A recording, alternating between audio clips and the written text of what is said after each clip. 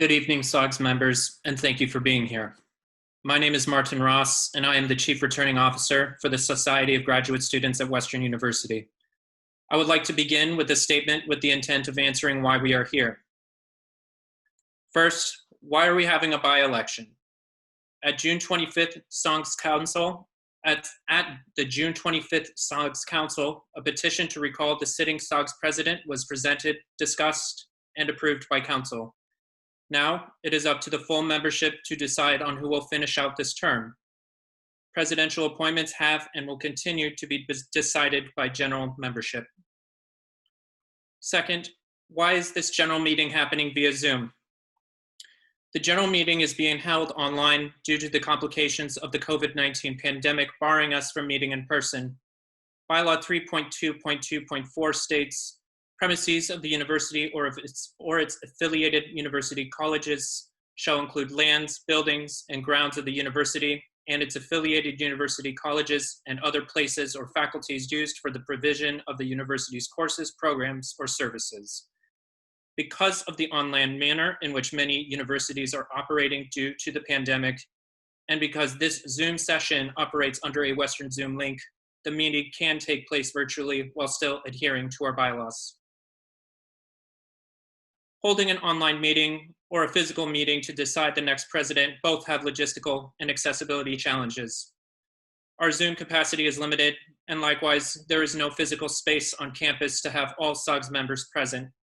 Furthermore, there are bylaws pertaining to the by-election process that have proven to be outdated with regards to accessibility concerns. While it is my duty to follow the directives of the bylaws, it was also the goal of myself and the speaker to find a way in which the general meeting could be as accessible as possible. I am grateful to all the members of the society who reached out to me with concerns and suggestions as to how we could make this election as safe, fair, and accessible as possible. Every measure that has been taken to afford all members greater access and inclusion has been possible because of the engagement of each and every one of you. If there is anything this by-election has taught me, it is that nothing should stand in the way of a person's right to participate fully, equitably, and safely in the democratic process. While there are still a great many things that we can improve, we are here now. And it is time for us to make that tremendous expression of the will, to act, to choose, to vote. Here is how we will proceed. Candidates will each address the membership with their opening statements in first name alphabetical order. Candidates must keep their opening statements to 3 minutes and 30 seconds. We will then take questions for the candidates. I will not censure any member wishing to ask a question, but I have a few ground rules for how questions should be framed. First, all questions should address all candidates, such that no question is specifically directed to a single candidate. Second, members must refrain from referring directly or indirectly to any member of the society or any person employed by or affiliate with the society. Third, all questions must be respectful and adhere to the mission statement of our society, which precludes language that is ageist, racist, ableist, derogatory, or discriminatory in any way. Again, I will not censure anyone, but I will not tolerate any hint of discrimination or harassment. We will accept questions in 3 different forms. First, questions announced from the floor. Members present may use the hand raise feature to indicate that they wish to ask a question of the candidates. The speaker will keep a list of those members raising their hand to ask a question, prioritizing first-time speakers. Second, questions written in from the floor. Members present may use the private chat function to submit their question to the Deputy CRO, which is listed as the Deputy Speaker, Kate McCandless, to read out on their behalf. The DCRO will keep a list of these questions, prioritizing first-time inquiries. And third, questions submitted in advance. Members who are unable to be present for this portion of the general meeting were afforded an opportunity to submit questions to the CRO to be read on their behalf. I will keep a list of these questions, prioritizing first-time inquiries. In consideration of accessibility and the all too real Zoom fatigue we experience, the total duration for statements and questions will not exceed 90 minutes. Candidates will have 1 minute to respond to each question, and the order of candidate responses will rotate with each question, starting with the same order as the candidate's opening statements. For each question, the candidates who did not speak last will have an option to add a rebuttal no longer than 30 seconds. At around 9:05 p.m., the full general membership of the Society will receive an email from the University Secretariat directing them to the online polling station. This email will be sent to each member's UWO email address. The Secretariat has asked me to remind everyone that this email is not spam. Voting will remain open until tomorrow, Wednesday, July 15th at 5 p.m. Myself, the CRO, and candidate scrutineers will supervise the reading of the results of the election before reconvening. We will reconvene the general meeting via Zoom tomorrow, Wednesday, July 15th at 6 p.m., at which time the results of the election will be officially announced. Out of consideration for those members unable to be present for candidate statement and question period, we will video record those portions of this general meeting and make the recording available to the general membership on SOGS website/media, on the SOGS website/media. On this point, please be advised that only the candidates will be visible on this recording, and only the candidates and those members who wish to present their questions from the floor will be audible. If you do not wish to be captured in the audio, please submit any questions you have to the Deputy Speaker, DCRO's private chat box. We will now begin with opening statements, starting with candidate Coombe, followed by candidate Center, and ending with candidate Hassan. The time is 7:09. Candidate Coombe, you have the floor.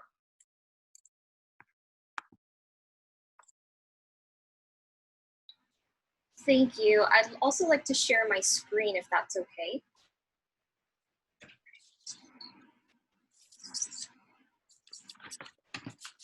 I stopped sharing mine, so I believe that should be possible.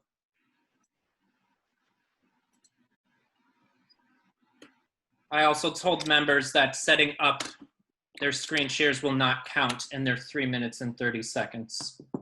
So take your time, Gina, we're fine.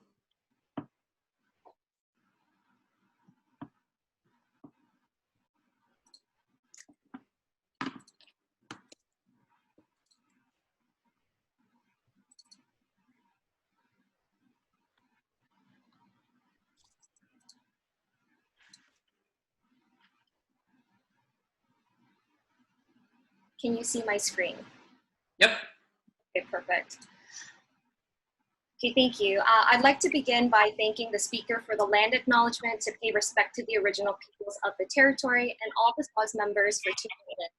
I've been incredibly honored to be elected to serve as your SOGS President and VP Academic in the last 3 years to represent all of you. During my term as SOGS President, it has been the most challenging time for me, having led SOGS through the Student Choice Initiative, the PS 752 tragedy, and now the COVID-19 pandemic. Everything I've done this past year has been to challenge the status quo, to think differently, creatively, and strategically.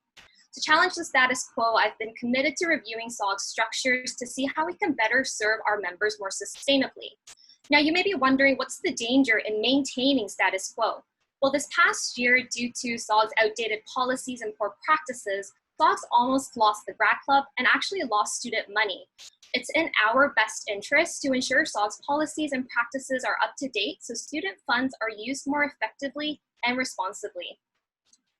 Despite these challenges, I've been able to accomplish numerous goals to benefit graduate students at Western. During my term, my team and I have built a strong record of successes to serve SOGS members, including securing over $300,000 in external sponsorship and $200,000 in SOGS surplus, a first in the history of SOGS, and this money can be redirected to help graduate students, expanding the bursary program to help international students, students experiencing OSAP cuts, and those that are in financial crises, and ensuring graduate student voices are heard in various university projects, including the Gender-Based and Sexual Violence Policy and the Anti-Racism Working Group. I deeply care about my fellow peers and this organization that I've spent many years serving, and I want SOGS to grow and deliver high-quality service for members because I've personally witnessed the positive impact SOGS can have on graduate students. Let me share some of the work I've done since I was re-elected and the realistic goals for the remainder of the term with 9 months left. Since February, a lot of advocacy efforts have been put forth, especially I've ensured that SOGS continues to run during the COVID-19 pandemic by consulting stakeholders and staff. I've also continued to connect with external organizations to lobby the provincial and federal government as well as our institution during this pandemic. Additionally, I've started conversations regarding equity, diversity, inclusion, and anti-racism. Also, to ensure the long-term sustainability of SOGS and the Grad Club, I've engaged experts to start these structural reviews, and we need to continue this work to ensure we're ultimately using student funds responsibly with good governance and management. My platform is based on practical milestones with clear, actionable items grounded on collaboration and partnership to better serve SOGS members. Today is the defining moment where you will vote and decide on the future of SOGS. Especially during this pandemic, SOGS needs strong and experienced leadership to ensure we're advocating for the SOGS members. With my experience, I'm skilled at creating opportunities and adopting a resilient attitude that ensures we create more successes. Re-elect me as your SOGS president so we can continue this journey of challenging the status quo and create positive change at SOGS and at Western. Thank you.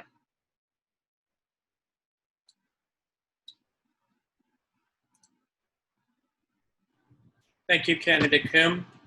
Candidate Sinner, and I apologize if I'm mispronouncing. Oh, no worries. While I'm getting set up, can you first confirm if you can hear me okay? Yes. Excellent. And another quick question while I get set up. Given the model set by the announcements, would you like us to share our presentation slides in the chat at all?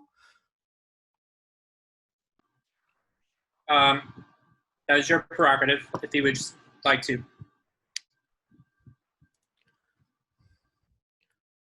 All right, I think I'm ready to go, as long as that's displaying properly for you.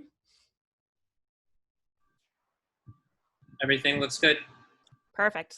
Thank you. Hello all, thank you for taking the time to attend this general meeting, and a particular thank you to our officers, staff, and volunteers who made this meeting possible despite many ongoing challenges. My name is Kirsten Senor, and I'm running for SOGS president because I believe in the amazing advocacy and service that SOGS provides. I'm excited to speak with you today about my experience and how this feeds into the 3 pillars of my Back to Basics platform: listen, learn, and lead. I served as the Pride Commissioner way back in 2014 and as a counselor at various points, but my main SOGS experience is the 2.5 terms I spent as VP Advocacy. Some of the projects I'm proudest of from this time are launching the Food Bank program and graduate peer support, starting council summaries, matching Western's donation to Pride London, and centrally being part of shifting the position to VP Advocacy from its previous role of VP External Affairs and Communications. Of course, none of this would have been possible without the support of committees, their chairs, fellow executive members, staff, and council. Elsewhere on campus, I was the experiential learning intern for graduate programs supporting the launch of the Graduate Student Internship Program here on campus. This internship supported me to coordinate with Western contacts, assist in workshops for reflection activities and CV development, and learn about current academic and governmental expectations around experiential learning. I've been a president for 2 departmental student associations, a records manager for the off and on again So What Library and Information Science podcast, and a Western Libraries co-op student. Especially as a graduate student organization, I want to acknowledge how my education feeds into my ideological approach to governance and management. I have a bachelor's of social science in political science and philosophy, a diploma in technical writing, a professional master's in library and information science, and I'm now entering the 4th year of my PhD in library science. Throughout, I've reveled in social science's emphasis on working with real people, messy data, and pedantic policy documents. Now for the fun part. Why listen, learn, and lead? Listening allows us to know our members and reach them where they are. This means targeting outreach to members and programs historically distanced from SOGS, centering anti-oppression research and additional consultation in our policy design, expanding campus and community partnerships, reforming council to prioritize committee-led initiatives and consultation with counselors, and coordinating with PSA C610 to support TAs in bargaining and adapting to online requirements. Learning allows us to implement iterative, incremental, and evolutionary strategies. This means recognizing volunteers with financial and non-financial awards, developing pilot projects for a researcher in residence or other unique roles, clarifying the division of powers between the executive and council, and improving our policies to address harassment and whistleblowing. Leading allows us to synthesize listening and learning into meaningful action. This means developing a yearly plan as a pilot for a larger strategic plan, enacting sustainable human resource improvements, expanding training opportunities for our officers, volunteers, and staff, and reviewing executive and staff portfolios to identify gaps and opportunities. As tempting as it can be to give in the dramatics of the moment, and 2020 has offered us plenty in that regard, it bears remembering that we are an organization more than 6,000 members and over 50 years strong. Many grad students have blazed a trail before us, and many more will follow in our footsteps. So as you choose between some remarkably committed candidates, I encourage you to consider whose plan maps out the future you want to build towards. Thank you. Chi Miigwech.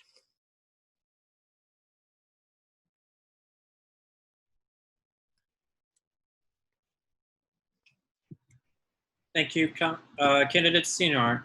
I think I got that right. Candidate Hassan. Hi, can you hear and see me? Yes. Perfect. Okay, 1 second, let me share the PowerPoint.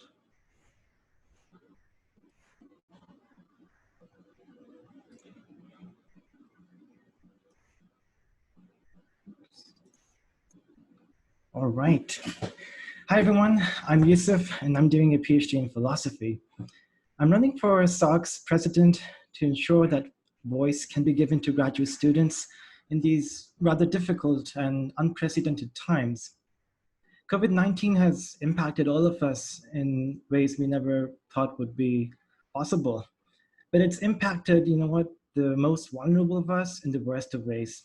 For example, people with disabilities or international students. I'm running because I believe I have the leadership experiences and community work as well that can help us move forward in a meaningful manner. For example, I've been the president of my own community in the philosophy department. And I made sure to chat with people individually, give them their time, listen, and also come up with resolutions in a timely manner. I also ensured that we had open and frank conversations on sensitive topics, but also in an environment that was conducive to everyone, where people can raise their voices. Here are some of my plans that I think will help us move forward, and they're immediate and also long-term. For example, the COVID-19 relief plan. I think this can be done by mid-August, and this would require a strong outreach program with all departments and graduate student leaders to help the most vulnerable of us. Staff care is super important. We know they are the basic foundation for SOGS body, and they provide timely student services to all of us. My proposal is to ensure that they're not overburdened with tasks that really don't have to do with their work purview. I also have some other plans that I'll detail in a bit, namely racial equity plan, domestic abuse prevention, and accessibility concerns as well. When it comes to racial equity, we know that we have a group who has worked tirelessly on coming up with recommendations based on listening sessions on racial issues. We have a report, and we had a town hall on it some time ago. I was there. But you know what?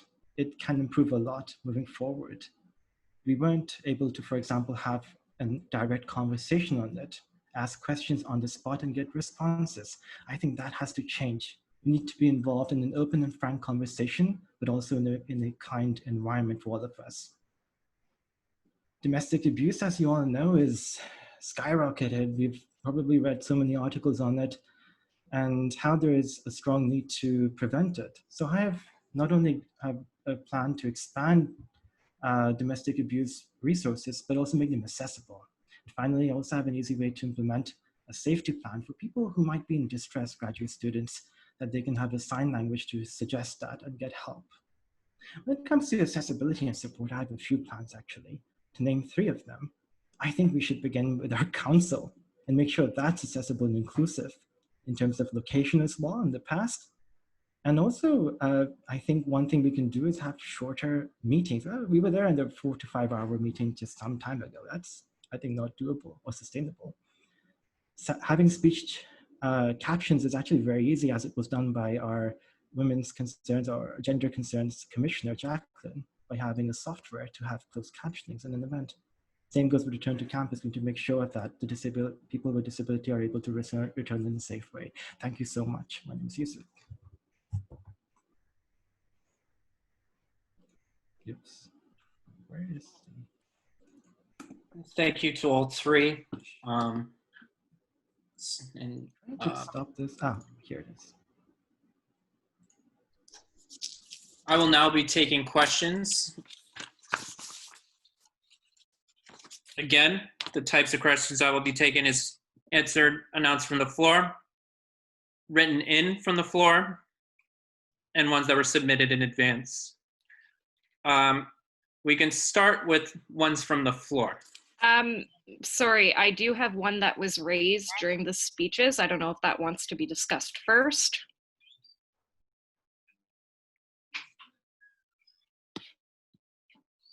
Great question. So the question has to deal with, sorry, just scrolling back up in my feed here. How will you, all candidates, change the operations of SOGS such that we can keep accessibility of the online format, i.e. the streaming, the chats, etc., even after the pandemic is over? Okay. Candidate Coombe, you will go first. You have 1 minute. Thank you for the question. That's an excellent question. I think accessibility is very important. Even if we come back to campus after this pandemic through the phase back to campus, I think we need to ensure that our council meetings and general meetings are as accessible as possible. And this means that we need to work with the Bylaws and Constitution Committee, the Policy Committee, as well as Council to ensure that these bylaws and policies can be put into place so that we could ensure that these are available to all members going forward. Thank you.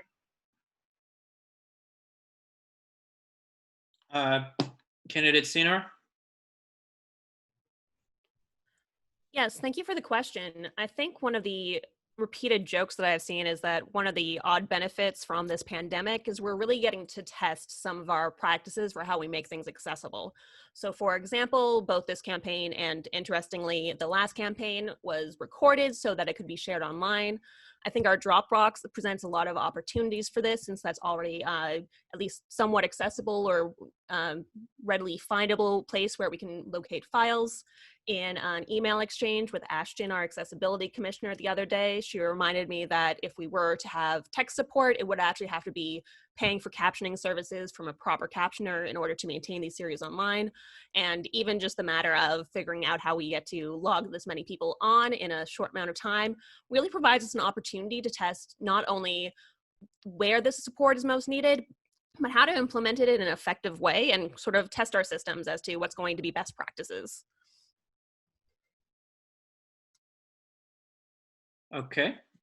I'm just going to go to the first names, not drop some formalities. Yusuf? Oh. 1 second. Is it, I can't start my video. Is that not allowed?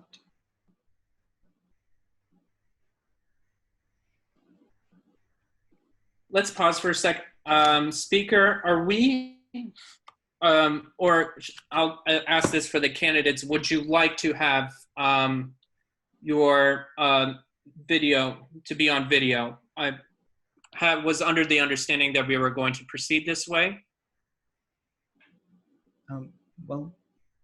My opinion in this is just to have the option for whoever wants to have video and audio. I agree. Whoever doesn't, it's okay. That is fine with me. I'm sorry. Yep, I was just gonna say I will just change, do the settings over here so we can make that happen for you. Cool, thank you. I guess it works because I can see myself. Thank you so much for that question. It's on my mind for quite a while now, and there's so many considerations that go into this. For example, there is also, I think we've learned so much from COVID-19 and how we've adapted to this new situation. I think even if we were to go back in certain models, we can incorporate the certain advantages we have learned from this rather difficult situation. For example, having the option of online council meetings may help us to be more inclusive and accessible, especially for people who have families to take care of. As I mentioned, we can also limit the time of voting for 2 hours instead of many hours sometimes. But not only that, if we were to go in the physical space, we need to make sure that the washrooms are accessible. I've heard from many people that actually it's a concern for them.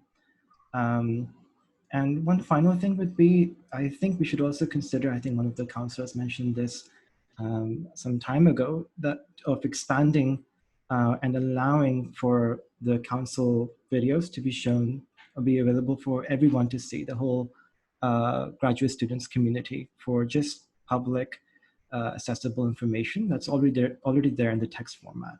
Thank you. Okay. Kate, I apologize. My Zoom went out and I had to go back in, so I lost the list. Could No you problem. tell me which number is next? Number 135 is next on the list. Okay. Kirsten will begin. All right. Hi, can you hear me? I yeah. All right. Sorry if there's a little bit of static in the background.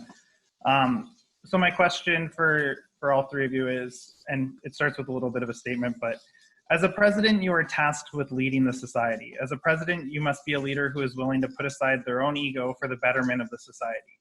The state of the society is a reflection of your leadership as a president. It has been a divisive year at council. It has been a divisive year in the office. It has been a divisive year among graduate students. Likewise, this has been a divisive by-election. Members of the society have been threatened by other members for using their democratic right to hold elected officials to account. Staff have been vocal that their voices are being ignored. Staff, who I would add, have had close to 40 years of combined service to the society. Councilors are upset that motions that are being passed are being ignored. Entire departments seem to be revolting against SOGS. No matter which candidate wins this election, there are going to be a lot of people that are upset with the results. So the first part of my question is, and all I want is a yes or no, is because I got an email 5 minutes before this meeting about how this election is illegal, and there are legal challenges to it. And a leader knows how to accept defeat. So will you concede if you lose this election? And the second part is, after the votes have been counted, if you are elected president, how will you begin mending the relationships within the society? I've seen all of your policy proposals, but they are, to be honest, worthless if we do not have a president that will step up and fix the relationship with staff, councilors, committees, and the rank and file membership. If you cannot repair the society, then you will have a Pyrrhic victory. From day one, how will you plan to fix the relationships with staff, councilors, committees, and rank and file members? Thank you. Kirsten? Before I launch into my answer, quick, boring, pragmatic question. For the additional responses that were allowed, what's the easiest way for you, Martin, for us to flag that for you?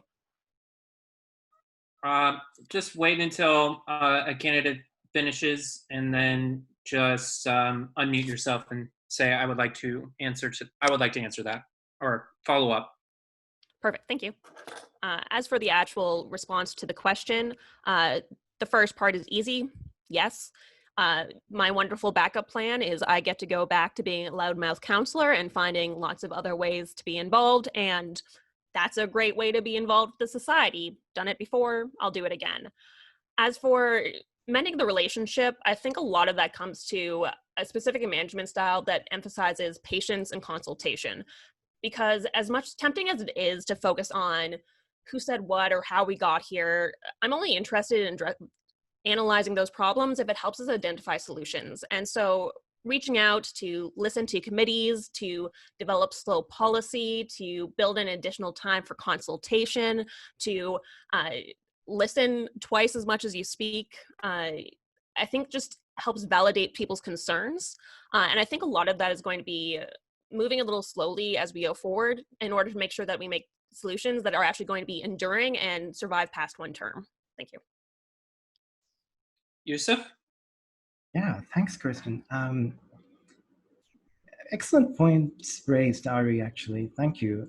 Those are points that we can discuss for a very long time. But as a person studying philosophy, it's sometimes hard to say yes or no, but I'll try and just basically say yes. However, if there is some fairness concern, as someone who's running to be president, I think it's important that I'm an advocate for my own voice first and foremost. And so it's sort of part conditional as well in that sense. But hopefully that's not the case. I think besides that, it is super important that moving forward, whoever becomes president puts a lot of effort in unification and bringing back a lot of much needed harmony in our council and staff. And I hope to present some refreshing ideas and the fresh positions that I think will be effective in achieving that goal. That is super important. Thank you.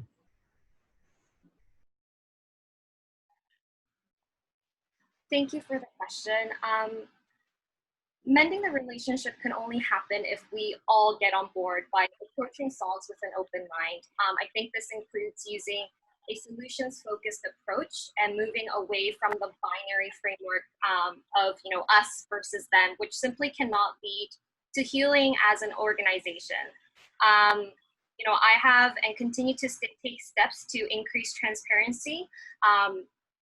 I think that having open forums such as town halls will allow open channels of communication, not just with council, but also with general members. I think also there needs to be a proactive approach within SOGS to ensure that our bylaws and our governing documents are based on best policies and practices, which are fully compliant with the law.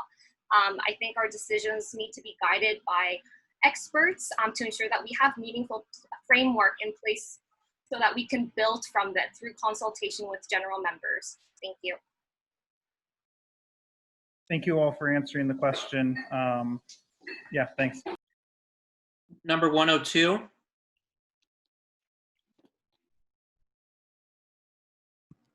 Hi, yes. I just wanted to start by thanking the CRO and the speaker and everyone else who made this happen. I know it's a heavy task, and we appreciate you. This question, as you mentioned before, it addresses all three candidates.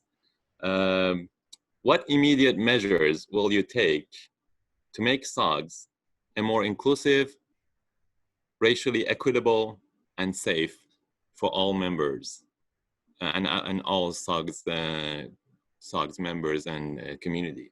Well, so basically, what will you do in terms of short-term, immediate measures to make it more equitable and more inclusive and safe space for everyone? Thank you. Thank you. Yusuf, you're Is first. it my turn? Yeah. Well, no, thank you for your question. I think, as I was mentioning before, first and foremost, we need to have an environment where people feel safe and especially marginalized people are able to speak up and share their voices. Those voices need to be amplified and it has to do with us all working all together and ensuring that kind of environment to take place. And then also it goes hand in hand to have critical and open and transparent discussions that actually move forward. I think we seem to, so I mean, I was there in the town hall meeting where a lot of people that I spoke to afterwards didn't feel engaged because we couldn't even ask questions. That kind of situation needs to change to begin with. Besides that, we also have to encourage racialized students by prioritizing Yusuf, I'm sorry to interrupt. groceries. Thank you. Okay. Gina? Thank you for that question. Immediate measures to make SOGS an inclusive and equitable organization that prioritizes safety.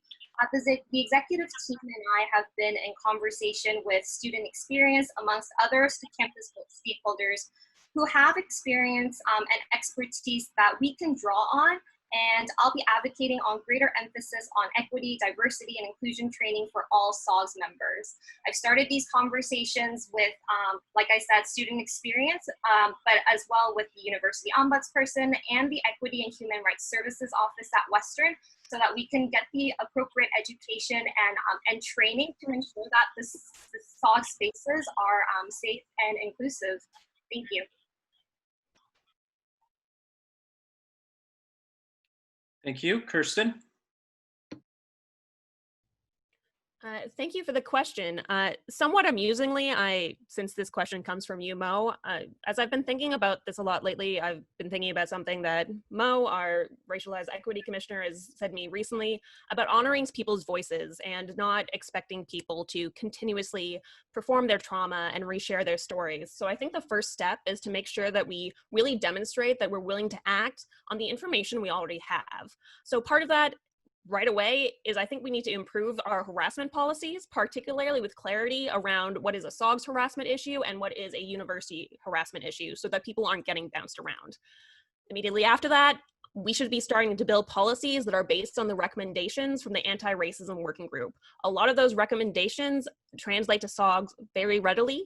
So for example, establishing accountability measures based on restorative justice principles, complementing Western's outreach programs, such as through grad mentorship programs to support racialized students through academia, creating events focused on the study of scholarship by racialized groups.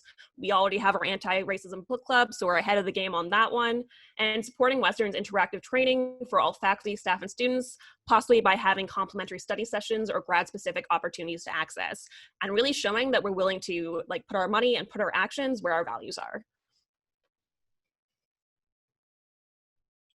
Thank you. 007. Hi, can everybody hear me? Yes. Okay, so my question, it is also a multi-part question. Just from one of the candidates' presentations, it was mentioned that there was, I believe, $200,000 surplus, as well as there was about $300,000 brought in from community partners. And so that's about $500,000 we have. And so my question is, first question is, it seems like as of currently, we are reducing the staff or even potentially even reprimanding them for previous behavior. And it just seems like if we have all this money, why don't we hire more people, as well as why don't we give them raises? And this would encourage them to work harder if that is, potentially a problem that previous people have had. But it just seems like to me, we're going the wrong way with it. And so I was just hoping you could address that, as well as secondly, the second part of my question is that, first of all, I wanted to thank Kirsten, as well as I wanted to thank Yusuf for answering one of the previous questions. But we haven't got answers from everybody yet on the previous question that Ari asked about is, and I think it's an important question, are you going to plan on questioning the validity of this vote? Because I think if you are planning on questioning the validity of this vote, you're just wasting everybody's time and we'll have to do a revote. And so I think we would like to hear you guys saying whether or not you are going to question it, because why are you here? Why are you running if you don't think this is actually a valid vote? Thank you for that question. Let me just reiterate, please refrain from referring directly to any of the candidates, and your question is general enough for all candidates to address, to answer, but everybody please just keep it general. Gina, you are first to answer this question.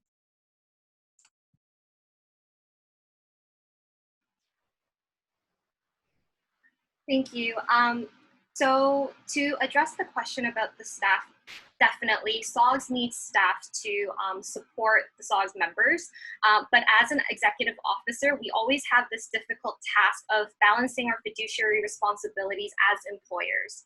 Regarding the $200,000 and the $300,000 that we were able to secure from last year, that needs to be redirected to the membership, because ultimately SOGS exists to serve our members.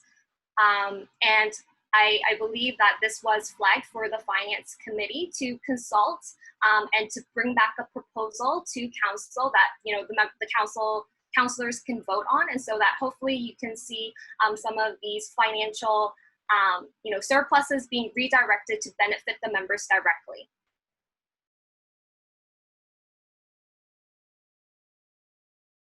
Okay, Kirsten? Thank you for this question. As a bit of context, because I think it helps frame the staffing situation that we have, the University of Calgary has a similar number of members to us, 6,500, and they also run a restaurant. They notably also have 8 positions on their office team and spend a full 76% of their membership fees and their budget on salaries. They also notably collect $176 as a full-time membership fee. We have historically been very conservative as we budget, and I think that has a lot of benefits. But I think there's also a question of how much we're willing to invest in ourselves in order to actually be able to consistently support and expand the services that we offer. So for example, on previous conversations I've seen about expanding the office, one suggestion has been to develop an executive role that would actually be primarily to support the executive so that their roles are less burdensome and so that we're not putting additional undue burden on graduate students willing to step up. These are long-term conversations, and I really look forward to discussing them and how they impact the budget for next year. That's your time. I apologize. Yusuf, also before Yusuf, you answered the question, I have been getting some comments that, of course, we are holding a meeting for over 200 people. Would it be okay to not share video? I think that will help with, we're getting some sort of lags in the, Yes. yeah, appreciate it. Sure, no worries. Thank you for that question as well, Gregory. I think it goes, I think it's important to find a appropriate balance where our staff aren't overburdened. And if there is a lot more work that needs to be done, after all, staff works tirelessly to provide us with important services, and we depend on those services.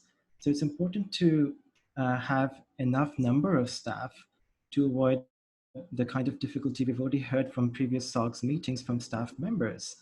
I think we need to listen to what they have to say. And once we have a better staff system, which makes sure that their working conditions are excellent, I think that will impact all of us as well as SOGS graduate students. So I think both of those things are important, and we begin by listening to what staff and other members also say.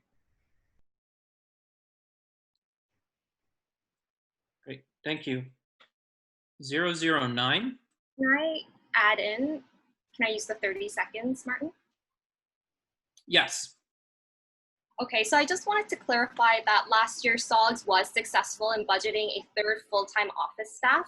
I did propose a 4th full-time office staff back in January 2020 to various stakeholders and the SOGS staff, and the rationale was that SOGS needs to invest in a full-time staff who oversees overarching HR, finance, long-term planning.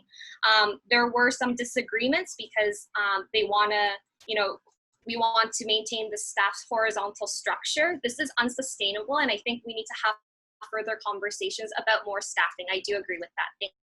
Thank you. I'd like to also jump in. Sure.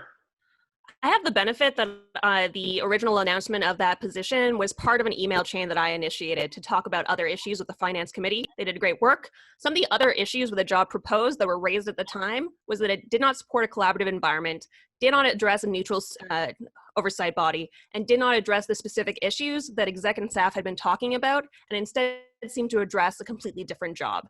Also, it was finally presented after the budget had been confirmed. So it was just a really difficult schedule, and I think we need more time to consider these issues to implement them meaningfully. Thank you. Next up, 009. I would like to ask the candidates a question about the role of power, advocacy, and open debate within SOGS. So I think it's important to recognize that acting in the role of president comes with its own degree of power and privilege. The position of president has a voice, platform, and resources that others do not have. And it's my observation that the current SOGS leadership has used this position of power primarily to advocate on behalf of themselves as individuals at the expense of the members that they are supposed to represent. For example, it's my understanding that the current president has decided to recuse herself from commenting on the intimidation that some SOGS members are experiencing. But it is a political choice not to comment on people's right to challenge the current SOGS leadership. I feel that for many members and SOGS employees, SOGS no longer feels like a safe space to voice our differences of opinion on SOGS policy, the direction of its leadership, and the future of the society. So my question is this: how do you plan to navigate between advocating for your own vulnerabilities and the vulnerabilities of the people you represent? And how do you plan to protect the rights of SOGS members to challenge your leadership? And finally, to reinforce the importance of Ari's original question, please answer yes or no. Do you view this election as legitimate? Thank you. Before we proceed, I would like to address a point of order. Again, the question, I will allow the question, but again, it was addressing one of the candidates. Please, I do not want to address this again. Keep your questions general. Kirsten, you are first. This is a tough question to try to address in 1 minute. The main thought that comes to mind is that I try to use my own experiences, particularly as a romantic, sexual, and minority. Yeah, that was a lot of stuttering. I try to use my own experiences as a basis for empathy. I want to be able to consult with people and encourage them to participate. I think strong policy is a major aspect of that. People like having predictable responses. So things like improving our harassment policy so that people know what is going to happen when things are reported, such as clarifying how the ombudsperson and president interact in order to enact sanctions, possibly actually identifying a full-time staff member to be the initial contact and lead that coordination to ensure that issues that demand a prompt response are being supported by full-time labor, and generally a lot of consultation, because I think if you support a strong working relationship and a strong team environment, you're able to sort of compensate for each other's strengths and weaknesses in a way that makes for better service delivery.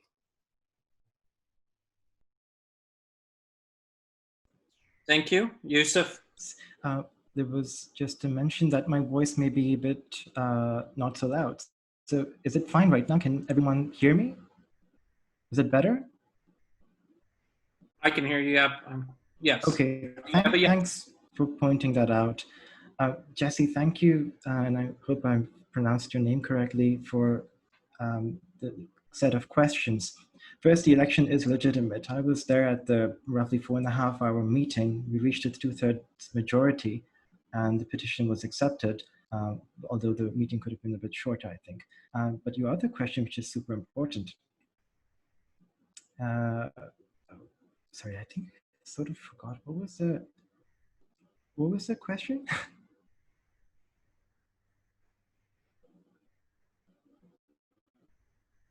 Can I repeat it? Just a bit. I seem to have just lost my train of thought. I'll stop the clock. You can repeat the question, a concise version of the question. I think I remember. Yusuf, you have 10 seconds.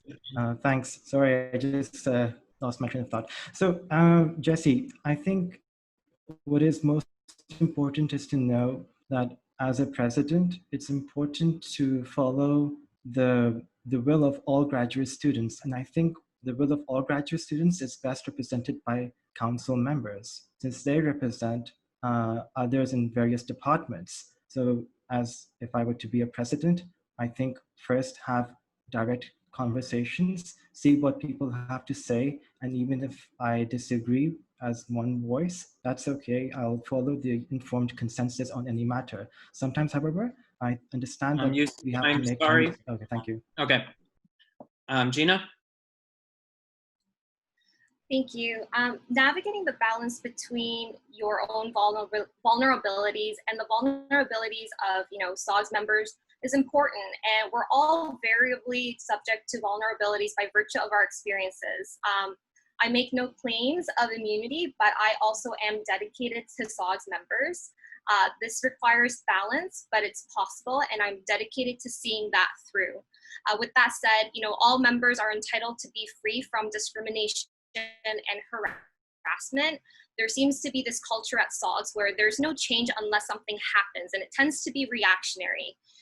It's been made very evident at council by a lawyer back at May council meeting that our SOGS bylaws are heavily flawed and they're quite bizarre. And it's really time that SOGS takes this proactive approach rather than being reactive to get ahead and ensure that SOGS is, again, basing bylaws and governing documents on best policies and practices. I want to make sure that we're asking the questions of what is the protocol now? What are the ways that we can improve? Who is the appropriate contact, and do they have the appropriate tools to address the situation? I think these are the things that we need to consider and act upon. Thank you.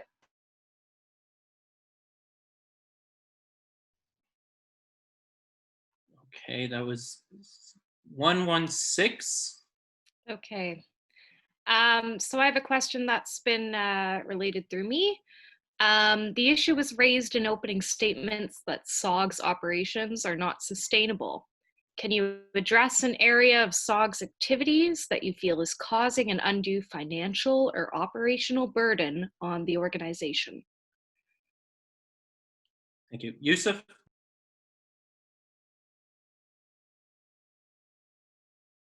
Sorry. Yeah. Well, in terms of sustainability, I hope I understood your question correctly. I think we have a new initiative that is super helpful and it's worthwhile. I think the initiative is, I forgot the name. I think it was called Student Reuse Initiative. And as someone running for president, I hope to expand the resources and also use more resources to help students transfer their furniture and stuff so that those things can also be used. I hope I understood the question correctly. Thank you. Gina? Thank you for that question. SOGS ultimately operates from collecting a fee from all Western graduate students every term.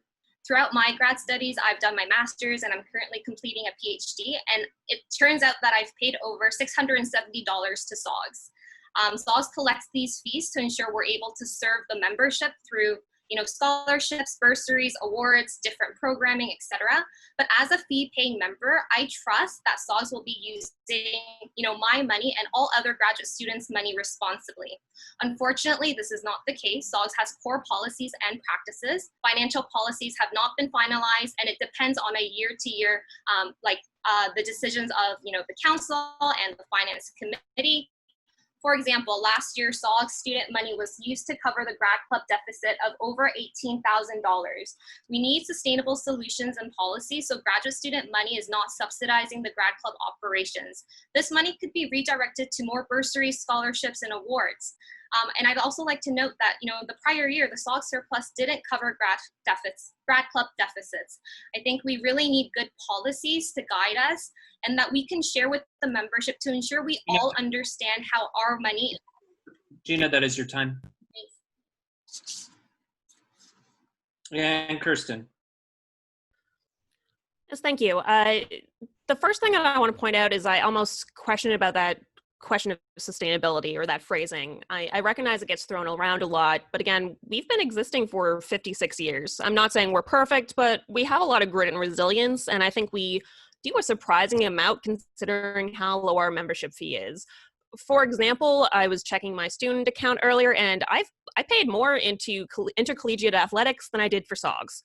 Happy to support it, obviously, but I think that puts in perspective just what a tight budget we are all choosing to operate on. With that in mind, I do think that the grad club is the main thing to highlight here, and not even as a financial risk, but rather as an investment that is complicated at the best of times. Our rent is managed by by Western, and we're charged comparable square footage rates as larger organizations. this is the reality we deal with. We've advocated for a number of years, but I think clarifying how we invest in this location and opportunity and business that means so much to us does need to be clarified so that if we are spending that money, people at least know why. Okay, I'm now going to take a question from that was submitted to me. To your understanding, are there currently SOGS policies regarding access to SOGS membership email lists? How will you ensure privacy and transparency in how membership email lists are distributed? Gina, you will begin. Sorry, you got cut off there. Can you repeat the question? Sorry, it's a two-parter. To your understanding, are there currently SOGS policies regarding access to SOGS membership email lists? How will you ensure privacy and transparency in how membership email lists are distributed? Thank you. So SOGS has its own listserv that is administered through SOGS, but as a graduate student at Western, we all have access to the student directory that's administered through Western, that's updated using the registrar's office listing. And so I think those are two separate things. There's the SOGS listserv, but also the Western directory that's accessible to all members.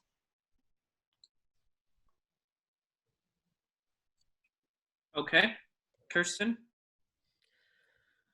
Yeah, this has been on my mind a lot lately for obvious reasons. My understanding of the listservs that SOGS manages are we've relied historically on the fact that since they are often addressed in the live carbon copy line, it at least limits the number of people who know of them. So anytime that they are accessed, we rely a lot on the fact that there has to be an executive vote in order to access it. But that is a policy decision rather than actually something built into the system. So we may have to actually restrict access to that or clarify that access to make sure that people who are, say, graduated or about to graduate or no longer in their roles don't know what those listservs are. I think there's also an aspect of, this was on my mind and I don't know if this was relevant to any of the emails lately, but maybe consulting with Western to make sure that our emails on our public websites are listed in a way that are not scrapable by any sort of bots, because currently they're clickable links, hyperlinks often. So even just that additional barrier, just to make it a little harder for people to do so, because as much as I like being able to reach out to people, I also recognize people have a lot of email fatigue, and making sure that we're doing at least what we can from a systems level to protect people's information. Thank you. Yusuf? Yes, so especially while running as in this election, I had to think about this question a lot more since I had to be careful in making sure that only those email lists are used which are public domain in some ways and are not private, and people don't get unwanted messages. And sometimes it's not so clear, especially if someone's email is there in some course, but maybe not on their website. And I think I would open up a committee to talk about this issue and to ensure that privacy is maintained and we have a better system that people know and not make mistakes unwittingly. Thank you. Thank you. I believe 039 is next. There is actually another private question before that. I'm so sorry. This is getting a little chaotic here. So the private question here I have is the issue was raised in opening statements that SOGS operation. Oh, shoot, we just did that one. We are correct. We are on number 39. If elected, how will you resolve the labor conflicts between SOGS and its employees? All right, Kirsten is first. That's a great question. A lot of it is going to be leaning pretty heavily on the Human Resources Ad Hoc Committee that I previously proposed and has started meeting. This is a great way just to diffuse tensions a little bit and start working on making meaningful, sustainable efforts to make sure that we're providing quality of life improvements for our staff, particularly with clarity around personnel policy, around expectations. I think one of the important things anytime you're making any sort of organizational change or support is to get buy-in from your staff, because otherwise, in an environment where exec changes every year, things are just going to change from year to year unless your staff are actually advocating for the policies that you're introducing. A lot of the other things are going to be bringing in professional mediators as necessary, viewing contract details. One of the main things I want to do is even just talk about like pet projects. We have a very limited staff, so making sure that, since we can't necessarily increase a lot of wages, making sure there's other benefits and other engagements so that staff are getting the most out of their job and are willing to continue to give their most to everything they do at SOGS. Perfect. Right, so I think it was the June meeting where a staff member gave a detailed statement on their concerns. And I think my roadmap will begin by looking as to what exactly was said and have a discussion on that and learn from it. I think that's a starting point and proceed from there onwards. Thanks. Thank you. And Gina? Thank you. So we've consulted CFS, who SOGS is a member of, who has a lot of experience and expertise to share with us practices that are working at, other organizations, other sister student unions. One tool that's been suggested is to establish clear protocols, documents which detail the distribution of work across, not only staff, but also executive, non-executive officers and volunteers. Proposing tools like this aimed at increasing transparency, but also it's important laying out clear duties for each of us, not just the staff, but for all SOGS, officers. Thanks. Perfect. 120. Hello, can everybody hear me? Yep. Okay, excellent. So as some of you may know, a series of emails has gone out to a large number of SOGS members since July 10th. Now, from another SOGS member. Now, these emails have contained the individual writing emails has indicated that the graduate status could be threatened, like threats of deportation or professional organizations being contacted. So unless the recipients of this email take a certain action or change their behavior. Obviously, this isn't a nice situation. I'd like to know how each one of the candidates would, as the president, each one of the candidates, if they were in the presidential position, how they would deal with a situation like this. Thank you. We'll start with Yusuf. Thanks for that question. So I've lost track of how many emails we've gotten from how many different people on all kinds of situations that are somewhat off the charts. So I hope if I'm thinking about the email you're talking about, it's problematic. I think we need to have an atmosphere where people don't feel discouraged to even say anything about an issue. And our work at SOGS, I think, begins first and foremost by creating a culture where people can respect each other, where people can speak with each other in a way that they can treat others as humans. I think that sort of basic thing sometimes is unfortunately lacking, and I think that requires a lot of improvement. As if I were to become a president, my focus will begin with ensuring a safer space for all of us to comment on important issues. Thank you. Gina? Thank you for the question. This is certainly complex, but I think we all need to actively contribute to a positive and safe environment to enable the deliberative process. Yes, the executive team at SOGS aims to set that tone, and I think we have some collaboration to do. We should be definitely working with non-executive officers, including the commissioners, to reach out to the SOGS members and get their input as well. Thank you.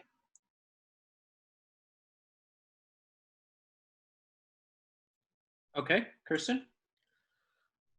Thank you for the question. Obviously, it's been on a lot of people's minds. One of the things that stands out to me about the recent situation is that people are scared. So if I was president, the first thing that I would do is offer reassurance, particularly to our international students who are being threatened by this behavior. I want to be very explicit that although it's all right to be frustrated, the behaviors that this person or people have taken in order to reach the membership go well outside of our policy and well outside of Western Student Code of Conduct. My first step, as part of reassuring people, would be to get in touch with legal counsel so that they can provide relevant legal information in a substantive and actually reliable way. So for example, I'm told that civil suits have no impact on people's visas, but I would want to be able to share that information with the membership from an actual reliable source. I also think it's important that we update our harassment policies. Specifically now, a lot of the reactions require an investigation first, but have no immediate responses while that investigation is pending.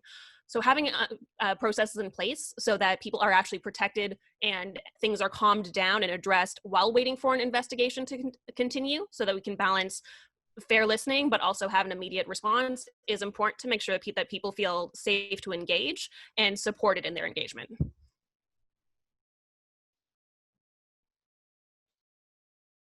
Okay, 012. Hi, can you hear me? Yep. Okay. So, preface my question with just some background so it makes sense. So, SOGS has deep systemic issues that run through almost all aspects of it, and this frankly seems like it's accumulated in this by-election, and that all of the accusations that have been recently levied, like even within the previous days with the series of emails being sent out. So, it looks like we have 4 serious issues to deal with. We have a recorded history in SOGS across many years of ignoring or downplaying expert and legal advice. Across several occasions, we have either done the exact opposite of expert advice or have downplayed the importance of the advice data that they were presenting. Second, our bylaws are essentially non-functional. As pointed out by lawyers and legal professionals, our bylaws have been called fatally flawed, contradictory, and bizarre. Even just as recently, several individuals and exec counselors and non-officers have also pointed out that they've just interpreted laws that, under these circumstances any way they like. And this is likely due to the fact that we rarely do full updates to the bylaws. And when we do it, it is often done by individuals who are not trained in this area, leading to open interpretations or unclear rules. 3, this lack of functioning bylaws has resulted in a choose-your-own-adventure style of bylaw interpretation. As it has been pointed out in previous meetings, either we have always been consistently violating our bylaws for years, or they truly have no meaning. Then finally, all of this has led us to the situation that have resulted in the events of today through a series of questionable votes and council choices. SOGS has become a laughingstock and departmental trust has dropped from seeing the accusations of the council. I know several departments that barely trust SOGS at all. So all in all, the inappropriate social norms fostered by the very counselors that the general membership let represent them at SOGS seems to be the cause of past, current, and continuing problems that we all suffer from. So I ask all of you, will you pledge to uptake the challenging task to dedicate your time as SOGS president to developing a new committee that's goal would be to rewrite the SOGS bylaws under the advice of legal counsel to ensure updated and legally sound bylaws, as well as trying to overhaul the norms that are plague this organization? That is all. Thank you, Gina.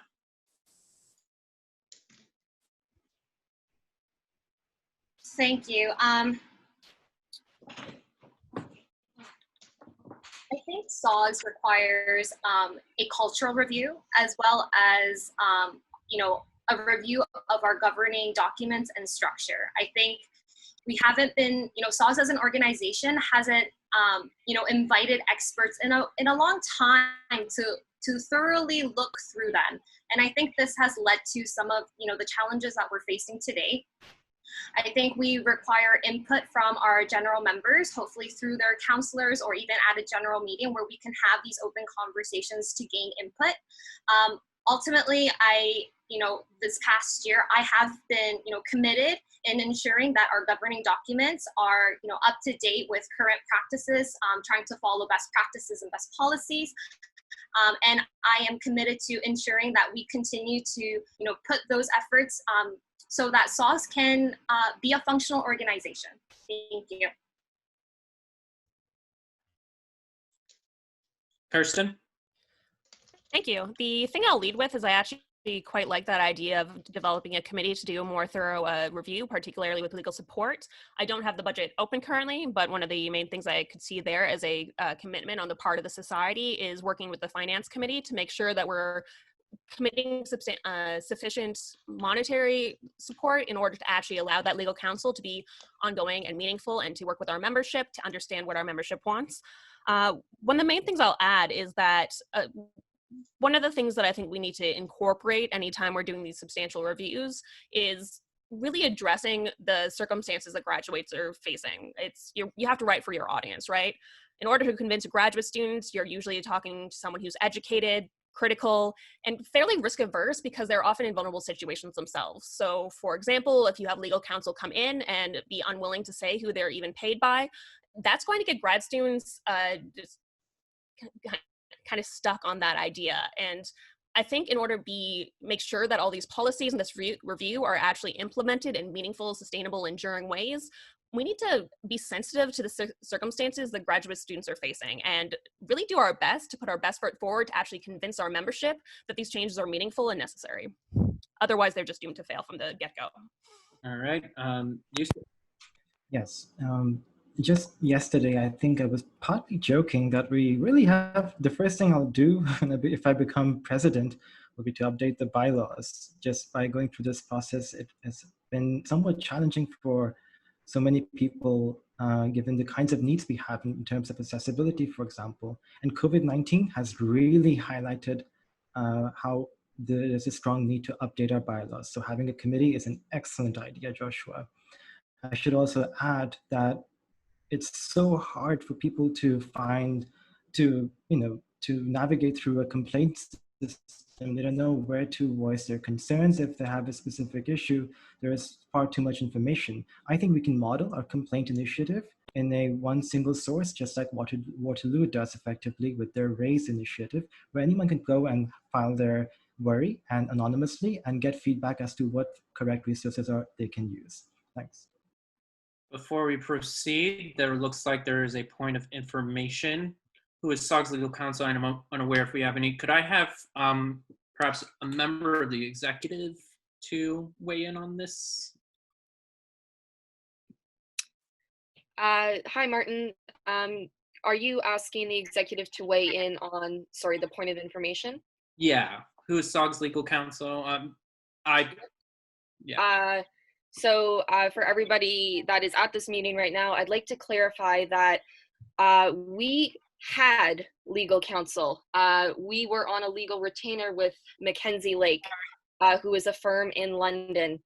Mackenzie Lake wrote to the executive. I can put this in the chat with the exact date and timestamp for folks. Also, please feel free to email the executive at sogs.ca if you would like us to release a formal statement, since I admittedly am going to say that we haven't.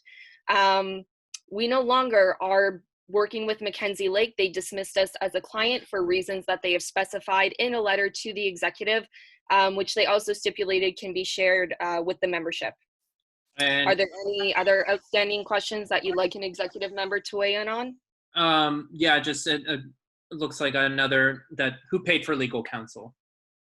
In a meeting with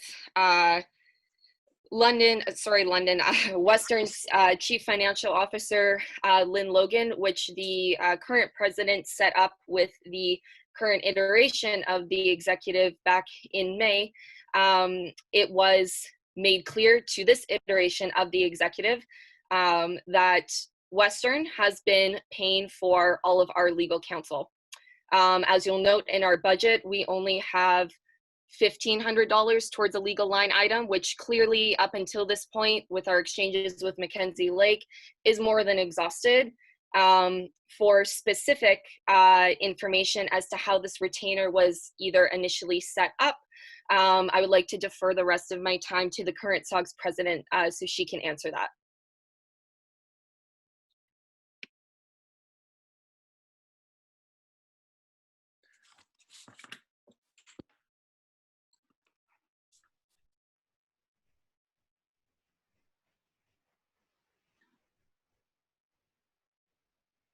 I believe VP Academic has answered the question already. There's nothing further to add. Okay. And for the sake of time, we will move on. I do have a question that was sent to me. And as of Monday, May 4th, 2020, SOGS has been without frontline support services staff assisting members. As a result, the primary resources, services, and support offered by the society has been removed to the detriment of the membership. SOGS members are currently paying admin/service fees for the summer 2020 term they cannot access because of this gap in critical and essential services and support. If you are elected president, what is your plan to restore the essential staffing support at SOGS? In addition, what is your plan if the former administrative coordinator does not return to work despite council mandate to enter into good faith negotiations and instead takes the severance package that has previously been agreed to? And that one, Kirsten, you may begin. Thank you. Obviously, the hope is that our Jessica, our previous administrative coordinator, decides to return to work, considering that's going to save us so much time on training and like onboarding and that initial support that's necessary. Regardless, though, of however these legal proceedings go forward, I think the important thing is to get someone in that position as soon as possible. As mentioned, even when we do have the 3 staff members, we're ridiculously understaffed compared to our size, and it's really unfair to our other staff members, let alone our executive and our membership, to have that lack of support. The desperate backup option, if we're unable to hire in a short turnaround time, would probably be to consult with our current staff members to see which of their current role responsibilities we're going to just put on hold so that we can manage to make sure that we're actually getting that service provision to our membership until a more sustainable long-term solution can be addressed. And of course, a lot of this would involve consulting with staff in order to, since they're going to be the experts on what's actually necessary in order to deliver their staffing services and support to our members. Thank you. Yusuf? Thanks. I mean, this requires our immediate attention. It's one of those issues, actually. So I think what's important is to have a time agenda, plan A, plan B, plan C, and the time frames in case plan A doesn't work, which would be ideal, that our coordinator accepts the situation, but after a well-meaning negotiation. And if that doesn't work, there needs to be a plan B, and we need to set a timeline to ensure that people aren't affected in any bad way. Thank you. Gina? Thank you. The COVID-19 pandemic has led to the closure of not only the office staff, but also the Grad Club since March. I think we need to reassess which services we are able to deliver to the SOGS members, especially during this pandemic. Also, I think it's appropriate to have conversations about adjusting the fees for the fall term, especially if we're not able to deliver the same type of service to our members. Council has already removed the HR responsibilities from the president. So it's a bit unclear at this time what the role of the next SOGS president will be in terms of filling the administrative coordinator position. Nevertheless, I'll be doing my best to support that oversight and ensure SOGS members continue to have that frontline support. Thank you. Thank you. 202? Yes, so there's a private question here. It states, for future votes involving all SOGS elected positions, would you consider implementing alternative voting systems such as ranked voting or a runoff system? All right. Yusuf? Right. I would like you to explain rank voting. I think that's would help.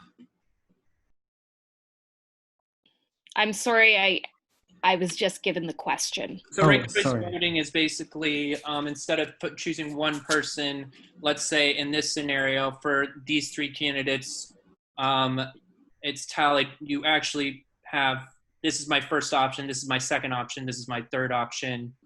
And Sorry, perfect. That's something that for example, US lacks. I think it will improve their system. So I'm in full support of ranked voting. I think that makes the situation a lot more fairer. It also helps people who may not have a strong name recognition and their voices to be heard as well. So I'm in full support of that. okay, thank you. Gina? Thank you. So COVID-19 has really challenged us with questions of accessibility and safety, given the necessary shift to, mostly online. The commissioners and the executive team and I continue to be in conversation about how we can incorporate the necessary changes and make them sustainable. This could certainly include alternative voting options, but of course, this is at the will of the membership. So I'm definitely open to consulting and would love to hear some input from the general members. Thank you. Okay, and Kirsten?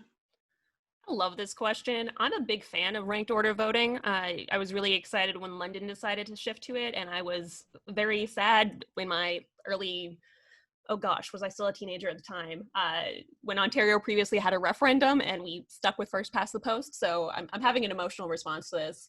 I would love if we shift to a ranked order, particularly because I think this is one of the few times where we're getting enough interest in these roles that it actually is meaningful to have. Historically, we've had a lot of people acclaimed. It's so exciting to see this level of engagement. I want to echo Yusuf's points of how this can benefit some people who might not have as much name recognition. And also just more generally, like I know our dedicated CRO has already talked about, reassured me that he'll be talking to BCC about a few things, and I'm going to have a very long letter to share with the CRO and the Bylaws and Constitution Committee after this about just my experiences of a campaign and vote, because I like sharing ideas and then giving them to capable people to follow through on. So I would love to investigate the possibility of ranked order votes. Okay, next up I have 222. Hi, I'll give a context to my question. I'll talk about PhD programs, but I think the same is true for master's program or other graduate programs at Western. So we have around 50 different research-based PhD programs at Western, and it seems that every program commits a different minimum funding package to its students in the same cohort. These funding packages that I talk about are without any scholarships and awards that students win individually. Usually, humanities programs are underfunded in comparison to business, natural sciences, and engineering, etc. This continues happening year after year, despite research evidence that humanities disciplines are largely comprised of students from underrepresented groups. First, we need more transparency around the various reasons for this differential from the university. Second, we need to advocate for one university, one funding sort of a campaign. If you are elected, what would you do as SOGS president for this issue? And I want to emphasize again that these differentials in funding packages is solely of Western and do not include scholarships and awards won by students individually like OGS, SHERC, and Vanier, etc. Okay, Gina? Thank you for that great question. During my term as an executive member, we've constantly had conversations with SGPS regarding funding packages. I think this is a really important piece. I think this is something that we continuously have to advocate for on behalf of our students. I've also had conversations with the Canadian Federation of Students so that we can continue to lobby the provincial government, as the education is under the provincial government's jurisdiction. And so I'm hopeful that we can continue to have these conversations on campus, but also work with external organizations to lobby other provincial governments so that they can have conversations with institutions to standardize that process. Thank you. Okay, Kirsten? I'm really glad this question got brought up. Especially I remember when I first came to Western, I was initially surprised at how predictable it seemed the funding was, only be disappointed once I got here. And it was a particular shock because I came from an unfunded professional program before this.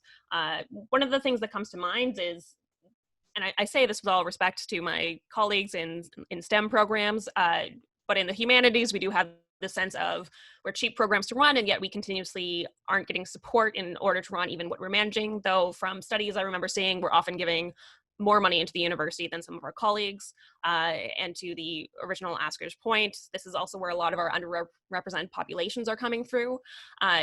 So I think one of the main benefits at Western is that at least recently they did change a lot of the guidelines as to how they release information about funding packages. So we're actually set in ways that we weren't in previous years to have the data in order to do the advocacy that we need to do. And I'll also echo Dana's point that Canadian Federation of Students is going to be a really strong colleague on this. Okay, Yusuf? Rajinder, thank you for that question. I'm all in for transparency when it comes to basic funding structures at the university. I think that is an important fight that we have to work on. It's unacceptable, really, that some people have completely different funding packages. And I didn't know about this initially when I came to Western. I was talking about funding until someone told me, Yusuf, shh, like, and I realized that there was this disparity, which is based on probably reasons that make no sense. And I think we ought to demand transparency and work on equalizing the playing field for all of us. It shouldn't be the case that some of us have to think about whether or not we can pay rent for next semester or something like that. That is unacceptable. So thank you for your question. All right, I have 065. All right, I just want to first thank everyone for organizing this, both speakers, CROs, and candidates alike. I really appreciate it. My question is quite simple. I'm sure I echo the sentiment for a lot of counselors to say that we've all been quite disillusioned with the process that has undergone at SOGS, as well as the occasionally flowery language that has been used to describe certain proceedings. And I feel like we spent a lot of time focusing on policies that are going to help SOGS going forward. But what I feel has been omitted has been the human element of all of this, and the fact that your fellow human beings or counselors are quite fed up with everything that's gone on. So my question to you is, how are you going to continue to connect with humans and rebuild their trust in an organization that they thought they could trust? And please don't thank me for my question, but rather focus that energy on continuing to purge SOGS of these impurities. Thank you. Thank you. Kirsten? This is such a scary question as someone with mild social anxiety, but we're going to do our best. First of all, I think it's so important to learn from our mistakes and acknowledge our mistakes. We are a diverse group. 6,000 people is both a very large community and a very small community at the same time, which makes it difficult to create solutions that are going to answer everyone. So I think listening and being humble and actually addressing mistakes and explaining how you're correcting mistakes is so key. I think slowing down is going to be really important. I've been really worried by some of the framing lately that places council as if it's public and not our ruling representative aspect of our membership. So I think council is going to be a major focus to make sure that we are really taking full advantage of our counselors so that we know that our membership are feeling heard and represented and feel like they're actually contributing to their governance system. I think a lot of it too is, showing up at events and just listening to people and being responsive. I feel like I had some other clever thing to add, and I'm really hoping that I can get to it. Maybe I'll sign off there, and if I think of it, I'll jump in. Yeah. Unfortunately, don't. You're out of time, but thank you. Yusuf. Yam, that's a very important question you asked, and one close to my heart. The human aspect, of course, that needs to be discussed more than some other things as well. For me, that is a priority because our well-being in just our conversations with other fellow graduate students, if we can't converse in a way that feels that our arguments come from a good place, that are there to help each other, then, well, honestly, there's not much to move forward on. And I think that our own culture has to really change. And this begins with a conversation and initiatives that foster those constructive behaviors. And as a herd, we think of ourselves as a herd, people who don't conform to basic decency will learn from others just by learning from the herd. So thank you, Liam. Gina? SOGS needs cultural review. This is not the first time that SOGS has had an issue with discrimination and harassment, broadly speaking. This is what signals that our structure is allowing these challenges to exist and thrive in some cases. We absolutely need to center our commonality as graduate students and as humans. I am committed to contributing to this, and this truly needs to be a SOGS-wide effort.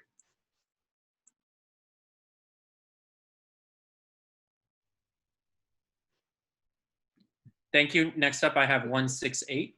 Can I jump in to add something? Yes, you have 30 seconds. Thank you. I remembered my other point.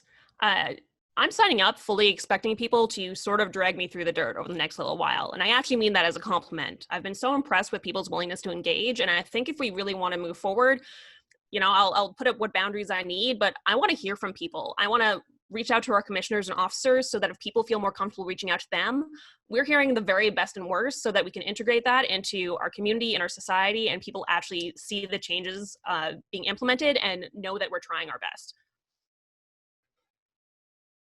Thank you. 168. Thank you. My question is, do you have any current concerns about the validity of this election? Will you accept the results of this election? Thanks. Okay. Yusuf. I have no concerns with respect to the validity of the election, although I should just say that I think it was our gender commissioner, Jacqueline, who suggested ways to improve the handling of this situation. We're all learning, and I think we should be open to further improvements. And I think Jacqueline has some suggestions as well on her social media that we should pay attention to, because the process should not be such that it really takes out a lot from people going through that process. It really harms them. It shouldn't be the case that people end up taking therapy sessions while doing important work for all of us. That's important, and that's all. Thank you. Gina? I want to take this time to first thank the CRO, DCRO, and the speaker to ensuring that this election is as accessible as it can be. Of course, I accept the results of this election. SOGS is built on the necessary and delicate principles of democracy, and we all need to do our part to make this exist.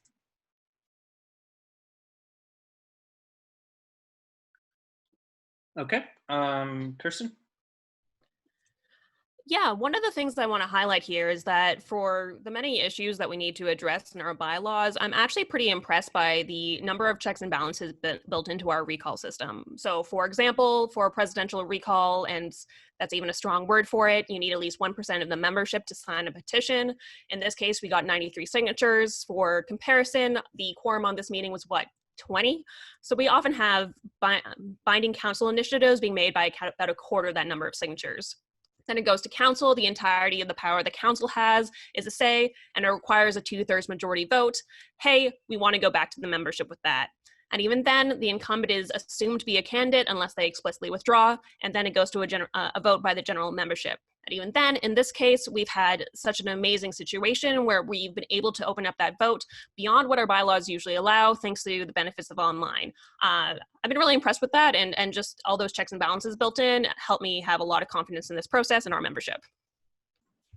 Can I say something? Can I have a 30-second response? Yeah. Yeah, so thanks, Kirsten.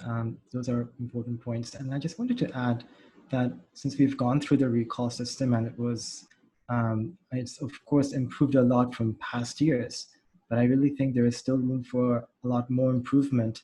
And I think we can definitely have people who've lived through that experience to share their feedback, and we can work on further improving it as well. Thank you. 003. Can everyone hear me? Yes. Okay, so there have been a lot of great questions tonight, but a common theme keeps coming up, and that's the theme of transparency. Over the past several months, the SOGS membership in general have been confused because there is a lack of information or there is conflicting information that has just been distributed through our general membership.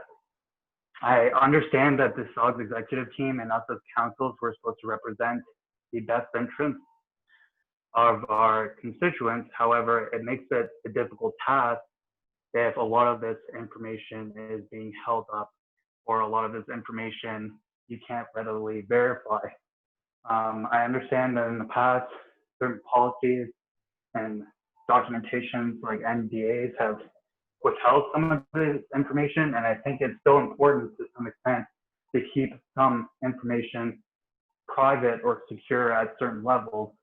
But my question going forward is, how are you as the president going to make things more transparent for the general membership such that they can make informed decisions going forward? All right, thank you. Gina, you were first. Thank you. So I think what's really important is the development of the protocols that lay clear who is entitled to what information. As an example, will help us increase and respect transparency. I think right now, within the SOGS executive, non-executive officers, and within council, we're not very clear as to who should be privy to what. And I think we need to do a little bit of research to find that information out, and then make sure that clear policies and protocols are put in place that lay out for us who should be entitled to what.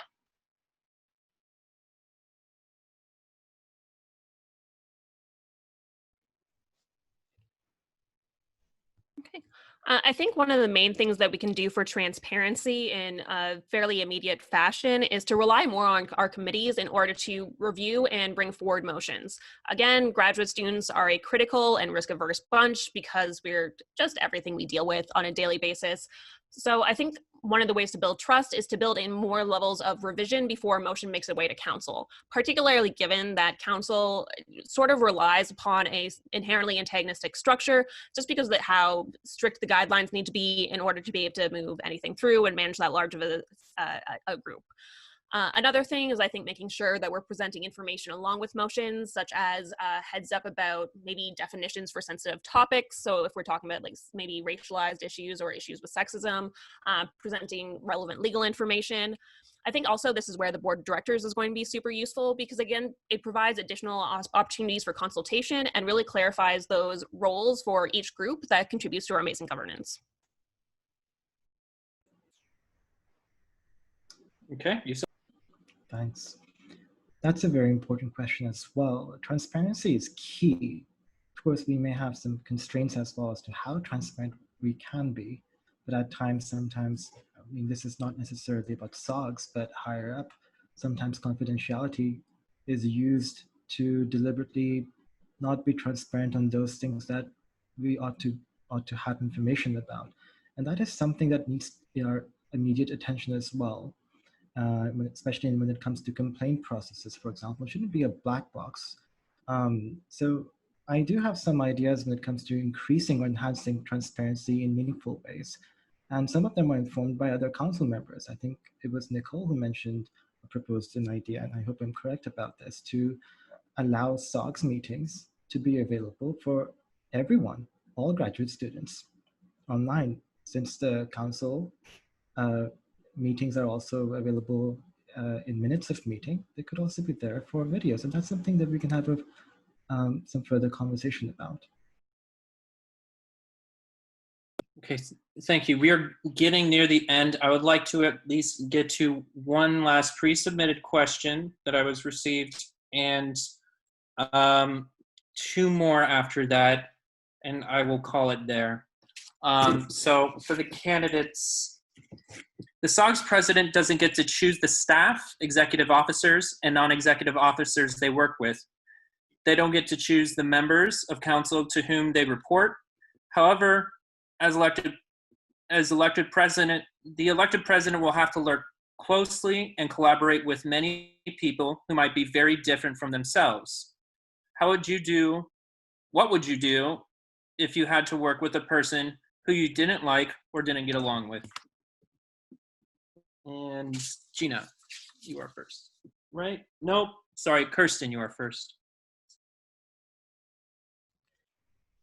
So I'm reminded of a study that I've read before that suggested that one of the effects of having more diversity in a business space is the actual process of work sometimes gets more uncomfortable, but also you get better outcomes. And I think that we can learn from that in order to build supports and celebrations into how we do work. So by focusing on that sort of aspect of there might be tensions, having clear guidelines about how to manage tensions, focusing on conflict resolution, focusing on ways to really celebrate the contributions that people do. I think there's also a real benefit to making sure that we carve out time to celebrate our wins. It's so easy to jump from struggle to struggle or putting out fire to putting out fire instead of really taking the time to celebrate amazing things that we've done. So building that into our committees, into our council practice, into our community can help us recognize what those sort of struggles are really getting us towards. And then you get buy-in and you get support, and hopefully it provides some support so that we can get through. Thank you. Yusuf? While working with others, it is likely to happen that perhaps at least one or two people may not be the sort of ideal match for you or your temperament. And I think we can all expect that to happen. It's important to know, I think, at least in my experiences, if I have some difficulty, it's important to give benefit of doubt to people. And sometimes they actually learn from your own work ethic. I think it's important to set an example for people. And if there is something that you really have a problem with, it's important to voice that concern as well in a respectful way. That works best for me. And I am not shy in expressing my ideas, but always in a way that's kind to others and takes into consideration their circumstances. Thank you. And Gina? I think it's important to acknowledge that, we're obviously going to have differences in opinion. We bring our lived experiences and we need to celebrate diversity. But at the end of the day, we always need to remain focused on the content, issue, and the solution at hand. Being a student leader is not always about being well-liked, but it's about the outcomes that ultimately benefit SOGS and SOGS members. Working with different personalities is only a barrier when focused on the personality. So I think it's really important to, again, remain focused on the content, issue, and the solution at hand. Thank you. And Kate, I believe you have. Yes, I do have one question here. So my question is a yes or no question. Candidates, do you consider non-disclosure agreements a valid form of increased transparency? Okay, that will start with Yusuf. Let me just get that straight. So did you say that it is a valid form of transparency? The question that I was given through one of the members here, I'm sorry, I'm just scrolling back to it. The question is that, do you consider NDAs a valid form of increased transparency? So I'm sorry, you're gonna have to interpret that as it is. Okay, I think that's a little paradoxical, but yes. I like paradoxes. I should say that at least they're relevant. We've already had a long discussion on NDAs. And at least in that context, we heard from the council members. There was discussion, both arguments were presented from sides, and there was a very strong opinion held by at least 2/3 of majority suggesting that we ought not to have NDAs, perhaps work on improving some of the mechanisms we already have to ensure that there's a better balance between transparency and confidentiality. Both things are important, but sometimes one thing becomes a lot more stronger and we need to find a better balance. And I think the council spoke on it. And I as I said, I agree with the will of an informed consensus, and that was well debated. Thank you, Gina. So my answer is yes. They've been readily recommended to us by CFS and is a common practice at many sister organizations. NDAs may sound intimidating, but it's ultimately about protecting each and every one of you. All SOGS members have the right to know that the information they provide to SOGS is kept in confidence. The NDAs are meant to protect confidentiality and information of members, knowing that our peers may be adjudicating the scholarships, bursary applications that you submit. So I'll leave it at that. Thank you. Thank you. And Kirsten? The short answer is that yes, I do believe that they are a valid form, and I do really want to emphasize that phrasing of a valid form. One of the difficulties with implementing universal policies is they do not actually necessarily respond to the diversity of ways that people get involved with their organization, particularly given that in certain spaces, something like an NDA may be discouraging to engagement. For example, maybe in the International Graduate Students Issues Committee, they're less interested in it, but more appropriate for very specific situations such as the scholarships aspect. One of the things that really stood out to me in the last conversation we had at council about this was the importance of making sure that the NDAs are strongly structured to identify their specific scope, actually address that scope, and are clearly explained to people so that they can actually be implemented and respected and understood. So I think they need to be part of a larger cohesive strategy in order to make sure that we're catering our policies to the specific people and situations that they respond to. Thank you. And this will be the last question of the night. 120.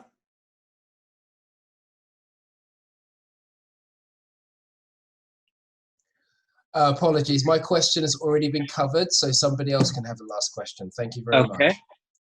131. Thank you very much. Hello, candidates. According to Western's funding and fees page, master's students receive an average funding of about $23 a year, and that figure is $32,000 a year for PhD students. Earlier this evening, 214 members waited an unplanned half hour for the meeting to start. If you work out our members' wages and consider this an accurate measure of the value of our time, that half an hour of silence in money terms cost all of us between $1,200 and $1,700. I make this point only to say that our time as graduate students is valuable. As president, how would you be considerate of grad student time? Thank you. Okay. Gina? Yeah, I think Gina goes first.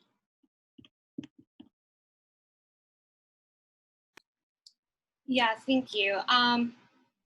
This is a tricky question because yes, our time is valuable, right? Not just as graduate students, but just as people. And we want to be making sure that we use our time, efficiently and productively.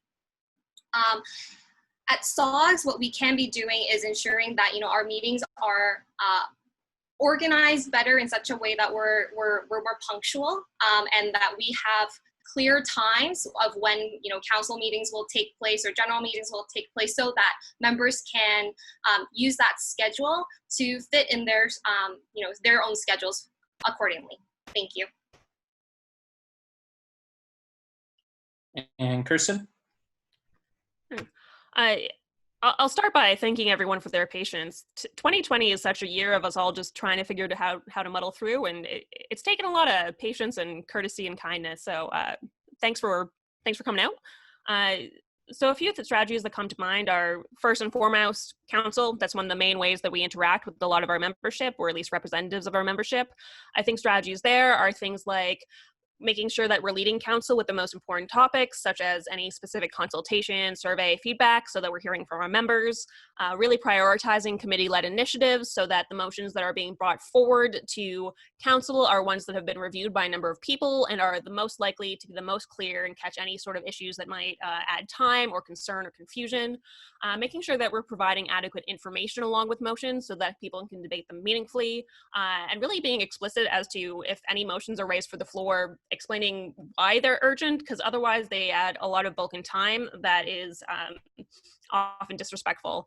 Outside of that, council's made one for it, and right, I also mentioned part of the benefits of something like a board of directors is it provides more ways for people to get involved, even if they're short on time, while still having a really strong role that would ideally be a paid role that contributes to their CV development. So diversifying the ways that people can get involved, I think, is going to be more respectful of people's time, so that we're meeting where they are. That is time. Okay, yeah, time. Sorry. Yusuf. Thanks for that question. Yes, of course, time is extremely valuable for graduate students, and we ought to be respectful of other members while holding meetings. But it's not just valuable in the financial sense, as you expressed. It's also, I think perhaps I was implicit in your question, it's also valuable in the sense of us making sure that we have an inclusive approach. People have other meetings, they have other commitments, and they can't be delayed in such a in such a way as well. And I think that's why when we do have meetings, we have some basic rules that are acceptable by all of us, namely the meeting ends at this time, and or voting won't proceed after the following time duration. And that ensures that important decisions are heard by all of us, and even in the cases where there was some delay in time, and all voices are better heard that way. Thank you. Okay, this concludes our candidate Q&A session. We will now briefly recess and resume with our voting session at 9 o'clock. If you're still confused on this matter of how this is proceeding correctly, I've outlined this in my last email and the last announcement. And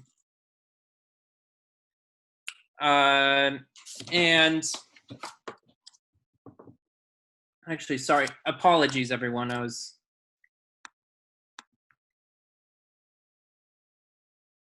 I'm going to give the floor back to Effie. I'm done. Apologies.